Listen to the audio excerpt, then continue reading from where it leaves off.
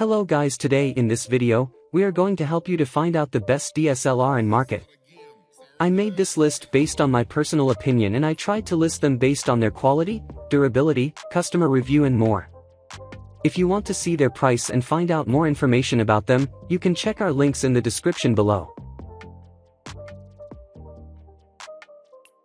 Number 10. Pentax K70. The K70 is ruggedly built to a semi-pro standard, and with its smart design features, the K70 is probably the best all-round Pentax camera enthusiast photographers can buy right now. Yes, we have reviewed the much newer Pentax K3 Mark III, but for us the K70 is a high watermark for Pentax DSLRs and it's the one we would choose today.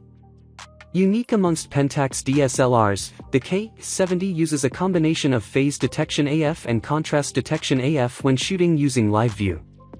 The 24MP resolution is still competitive today and the flip-out variangle screen actually makes the K70 feel very modern. The only thing missing is 4K video, and we have to admit the 480-shot battery life a little disappointing for a DSLR and made us shoot more cautiously on a day out in London. On the other hand, there are lots of Pentax lenses to choose from, so although the Pentax brand no longer has quite the same clout as Canon or Nikon, it's still a significant force in the DSLR market. Number 9. Pentax K1 Mark II. Pentax seems to soldier along in its own little bubble, seemingly unaffected by outside events, so we found the Pentax K1 Mark II typically solid but unadventurous in its specifications when we reviewed it. It does have a tough, weather-sealed construction, and a highly effective sensor-shift image stabilization system that works with any attached lens, unlike competing Canon and Nikon DSLRs, which do not have in-body stabilization. Better still, the 5-axis stabilizer can work in trick modes to deliver anti-aliasing correction, an increase in fine detail and texture based on pixel shift through multiple exposures, and even an astrotracer mode to avoid stars appearing to streak through the sky. With a 36MP full-frame image sensor, the K1 Mark II certainly gives you a lot of megapixels for the money, though we think the 33-point autofocus system feels dated, and live view autofocus is definitely pretty poor. For DSLR fans who want a big, solid, premium quality and traditional camera feel, though, we think this camera still has strong appeal. Number 8.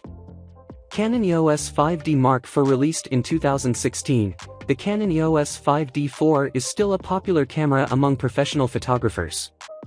We like it too, though we have to admit that it's showing its age both for resolution and its cropped 4K video. Compared to the Nikon D850, its resolution might seem pretty average, but for lots of photographers 30 megapixels is more than enough and you can shoot 4K video with this camera too, but the format used means the files it outputs are good, but massive. The EOS 5D Mark IV features Canon's dual-pixel CMOS AF, which means users benefit from fast autofocus performance in live view and video modes. It's robust, reliable and weather-resistant, which is a major plus for pro photographers. Sadly, Canon has shifted almost all its attention to its new EOS R range of mirrorless cameras, so we don't know when, or even if, we will ever see a successor to the EOS 5D IV. Number 7. Nikon D780. The long-awaited upgrade to the much-loved Nikon D750 certainly didn't disappoint us. The Nikon D780 includes the same on-sensor phase detection autofocus as the Nikon Z6 to give the same mirrorless live view performance, a great advantage for stills photography and especially for video.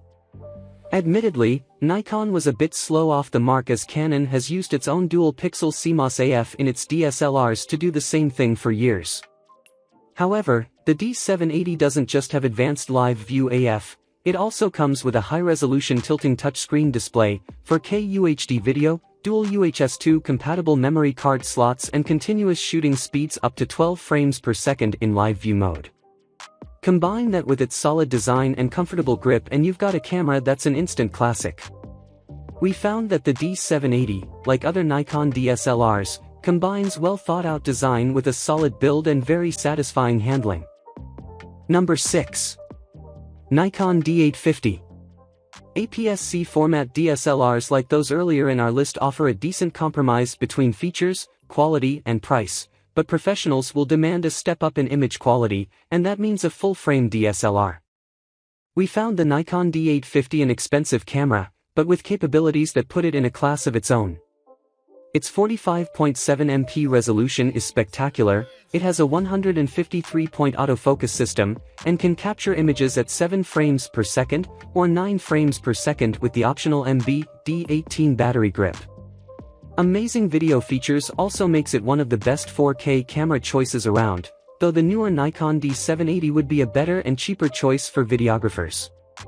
We know the Nikon D850 doesn't have the new Nikon D780's hybrid on-sensor autofocus technology, so its live-view autofocus speeds are relatively pedestrian, but we don't find that much of a handicap for measured, professional photographic shoots, and it scarcely puts a dent in the D850's all-round appeal as arguably the best DSLR of all time for professional photographers.